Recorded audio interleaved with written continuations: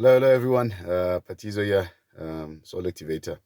So yeah, I'm talking to a lot of people lately, and it seems like there's a bit of wave of suffering.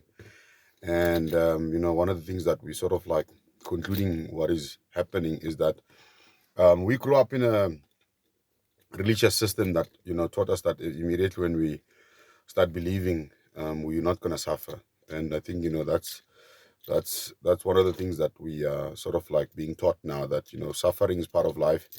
But the most beautiful thing is that the suffering is actually sort of like godly in a way, because it's God actually trying to teach you more about yourself and what you need to sort of like deal with, and who you are. And it just goes back to sort of like teaching you about you, which is nice, which is I think it's a good thing in terms of we suffer, one, because our belief systems have to now be dealt with.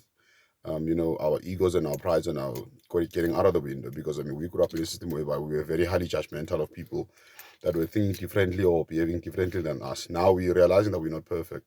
So, if you're judging people with depression, or you're judging people with relationship problems, or you're judging people with addictions, etc., etc., now all of a sudden you go through the same thing, so that you can understand that it is a bit of a come up, but it's also a good thing, because it makes you realize that you are also not prone to suffering. Suffering is growth.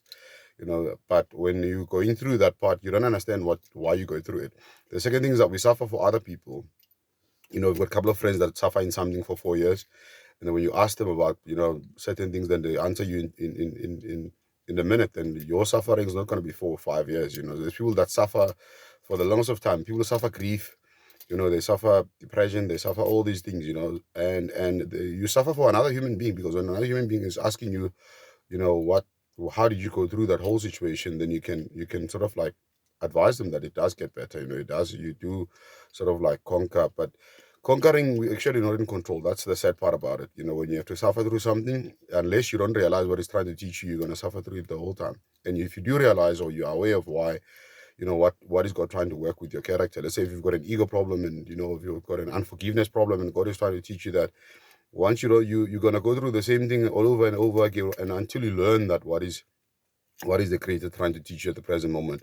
So yeah, I think there is a bit of an ouch happening, but yeah, we need to hold on in terms of how we view it, and don't give up, because it will pass. But how and when it passes, it can only be the creator's sort of like call. You're not in control, unfortunately.